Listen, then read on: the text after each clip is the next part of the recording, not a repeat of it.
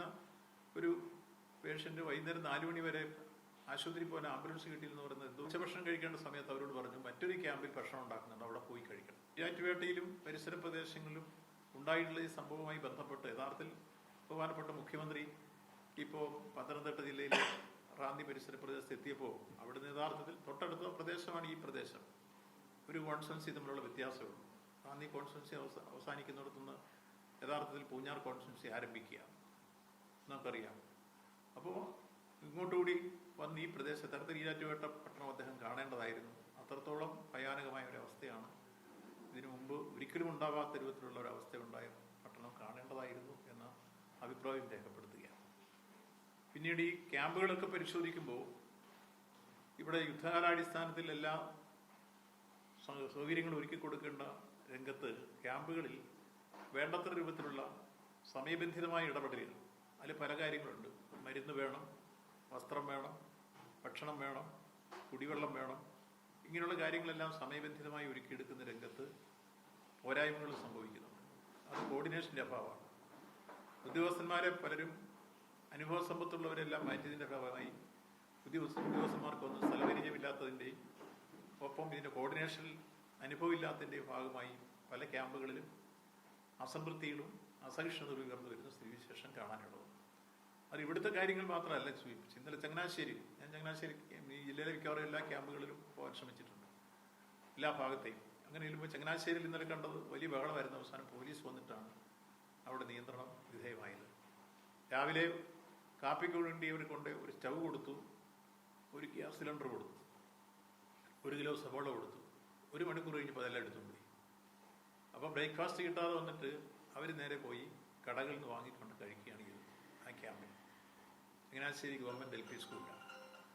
ഉച്ചയായപ്പോൾ ഉച്ചഭക്ഷണം കഴിക്കേണ്ട സമയത്ത് അവരോട് പറഞ്ഞു മറ്റൊരു ക്യാമ്പിൽ ഭക്ഷണം ഉണ്ടാക്കുന്നുണ്ട്, അവിടെ പോയി കഴിക്കണം. സാധാരണഗതിയിൽ ഇപ്പോൾ കാലവർഷക്കെടുതി ഉണ്ടാകുമ്പോൾ ക്യാമ്പുകൾ ഓപ്പൺ ചെയ്ത് കഴിഞ്ഞാൽ എല്ലാ ക്യാമ്പുകളിലും ഭക്ഷണം പാകപ്പെടുത്താൻ അറിയാവുന്നവരൊക്കെ വരുന്നുണ്ട്. അവരെ എല്ലാം കൂടി പാകപ്പെടുത്തിക്കൊണ്ട് സാധനം എല്ലാം കൊടുക്കുകയാണ് എല്ലാ ക്യാമ്പിലും പതിവ്. മുമ്പ് കാലങ്ങളിൽ ചെയ്തിരുന്നതാണ്. ഒരു ക്യാമ്പിൽ നിന്ന് മറ്റൊരു ക്യാമ്പിൽ പോയി ഭക്ഷണം കഴിക്കണം എന്ന് പറയുന്നത് കാരണം അതിൻ്റെ പ്രായോഗിക ബുദ്ധിമുട്ട് എന്താണെന്ന് വെച്ച് കഴിഞ്ഞാൽ കുട്ടികളുണ്ട്, മുതിർന്നവരുണ്ട്, എടുത്തോണ്ട് പോരുണ്ട്, വള്ളത്തെ കൊണ്ടുവന്ന് കിടത്തിയതും അതുപോലെ തന്നെ ആംബുലൻസ് കൊണ്ടുവന്ന് കിടത്തിയവരും ഒക്കെ ക്യാമ്പിലുണ്ട്. അവരെല്ലാം എടുത്തുകൊണ്ട് ഭക്ഷണം കഴിക്കാൻ അങ്ങോട്ട് പോകാൻ പറ്റും. അതുകൊണ്ട് അത് അപ്രായോഗികമാണ്. അതിനെ തുടർന്നാണ് അവിടെ അസംതൃപ്തിയും അസഹിഷ്ണുതയും വന്നിട്ട് ആളിന് ഭക്ഷണം കിട്ടാതിനെ തുടർന്ന് വലിയ വെള്ളം ഉണ്ടായി. ഞങ്ങളോട് ചെയ്തിരുന്നു. രാവിലെ 9 മണിക്ക് ഗോപി എന്ന് പറയുന്ന ഒരു പേഷ്യൻ്റ് സ്റ്റോക്കിൻ്റെ സിംറ്റമാണ്. ആ സിംറ്റം കണ്ട രോഗി യഥാർത്ഥത്തിൽ അടിയന്തര പ്രാധാന്യത്തോടുകൂടി ഹോസ്പിറ്റലിൽ അഡ്മിറ്റ് ചെയ്യേണ്ടതാണ്. അദ്ദേഹം പറഞ്ഞു എനിക്ക് വിഷമം ഉണ്ടാകുന്നു, ഇങ്ങനെ അസ്വസ്ഥത കാണുന്നു, എന്നെ പെട്ടെന്ന് ആശുപത്രിയിലാക്കണം. ആംബുലൻസ് കൊണ്ട് വരാമെന്ന് പറഞ്ഞ് ഒരാൾ പോയതാണ്. പിന്നെ തിരിച്ചു വന്നില്ല. രാവിലെ 9 മണിക്ക് പറഞ്ഞിട്ട് ഞാൻ വൈകുന്നേരം ഒരു 3:30 കഴിഞ്ഞ് അവിടെ ചെല്ലുന്നു.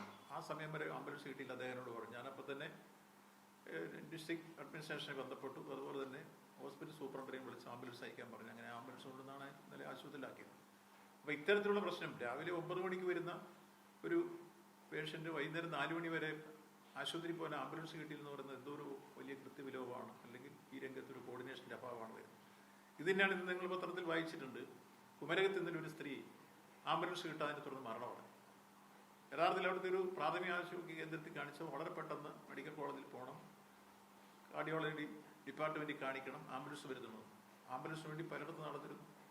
അവിടെ ഗ്രാമപഞ്ചായത്തിൻ്റെ ആംബുലൻസ് മുമ്പ് ഞാൻ MLA ആയിരുന്നപ്പോൾ ഫണ്ട് കൊടുത്തൊരു ആംബുലൻസ് ഉണ്ടായിരുന്നു. അതിപ്പോൾ പ്രവർത്തിക്കുന്നില്ല. അവരും ഇപ്പോൾ അതിനെ മുൻകൈ എടുത്തില്ല.